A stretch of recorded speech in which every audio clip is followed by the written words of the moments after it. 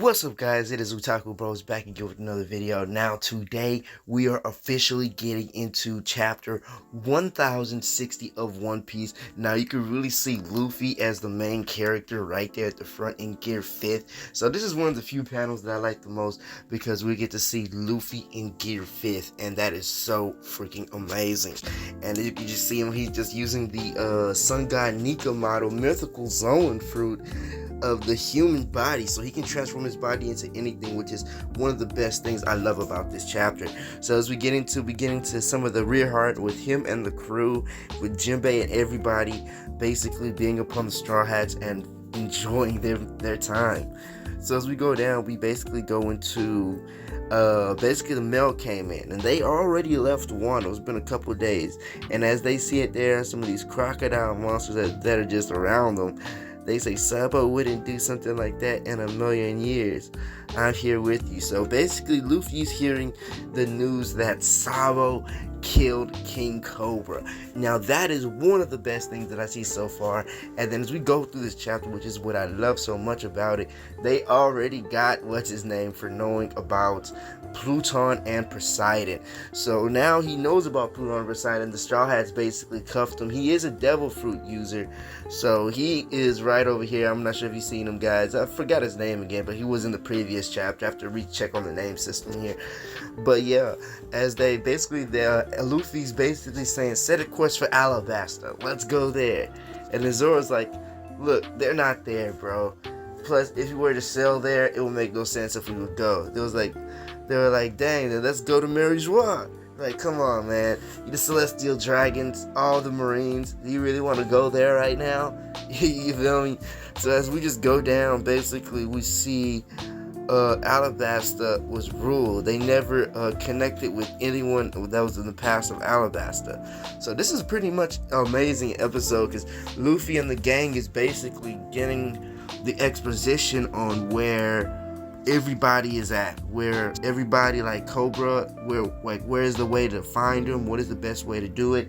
And then Zoro's telling him, because he wants to save Cobra, he wants to find out that Sabo is, he already knows Sabo is convicted. That's a lie. Sabo didn't kill King Cobra, and that's what it is.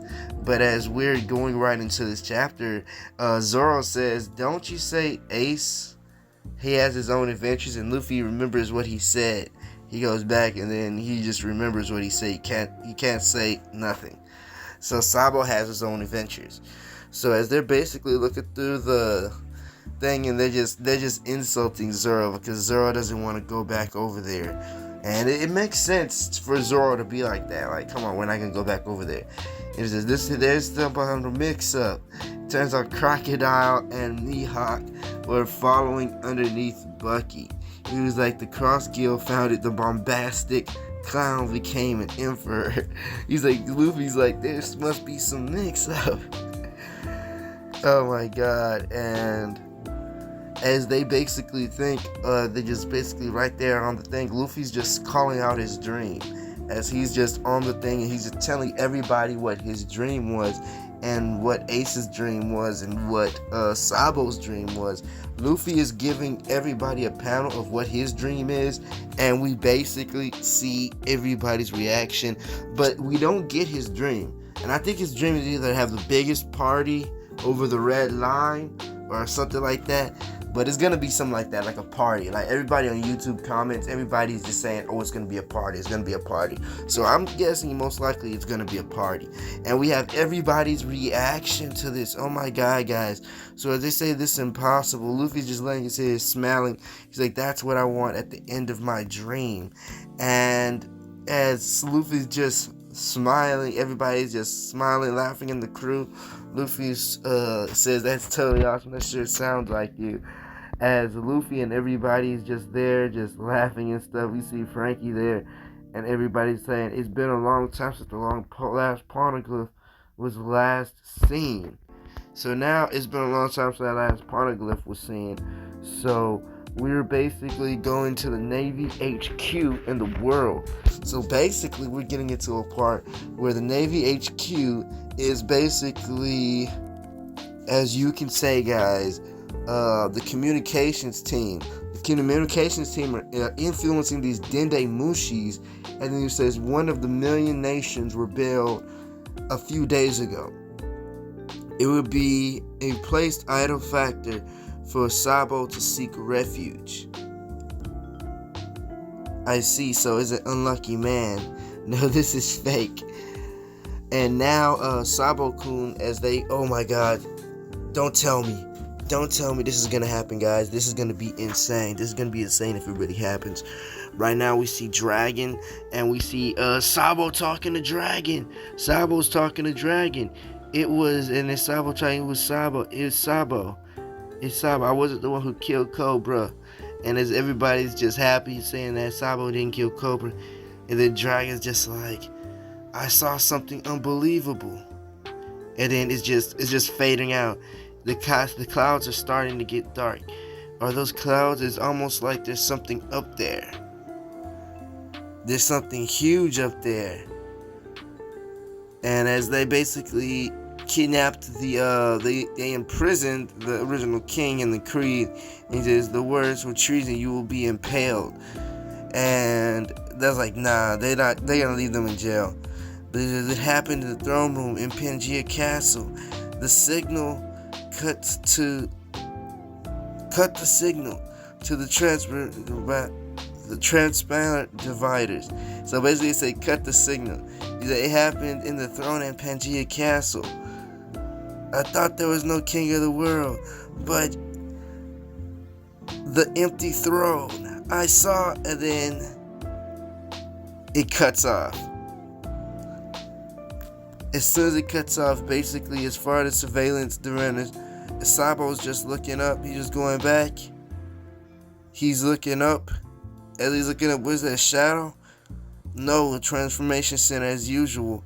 And that country never existed. As basically something happens, the whole country was just obliterated off the map. This is gonna be one of the. It's like Oda just had like all of these minor dots, and they all crunched in together, man. This is like super insane on this chapter. So as we basically see that the entire Larisha country is gone now. They say, Sabo-kun, please be aware of tsunamis, reports of sea quakes and sea shoreside. They saying, Sabo. Oh my god, guys. So it's basically that hit. It was aboard the Sunny. I'm scared. It's freezing. We get back into Luffy and them. They are basically on a frost type of land. It was like, what in the world is that? That's something huge, like a warm body inside of it. So as they're basically looking towards it, it must be a warm water mass flowing from offward. Who's approaching? Looks like somebody's trapped in the water. Definitely it's a lady in distress. So you already know how Zoro is. As basically Zoro, I mean, you already know how Sabo is, but it's basically Zoro just comes and cuts that water in half. And as they basically look around, Chopper helps them, and they basically grab whoever's in the water and pull them out. And out popped out a kid. So a kid popped out of the water, out of the worst generation, Jewelry Bonnie. So Jewelry Bonnie was in that water, and out she came out. A chance meeting, but she's small. So they found Jewelry Bonnie right in there. I don't know how this chapter is going to come out. There is no break next week, guys. But my thing is this, guys. How can the world government, this is a whole video I'm going to be posting for you guys, destroy an entire island with the greatest of ease? They destroyed the entire country of Luisha Kingdom. What is capable of doing that? And you know what I am thinking is capable of doing it?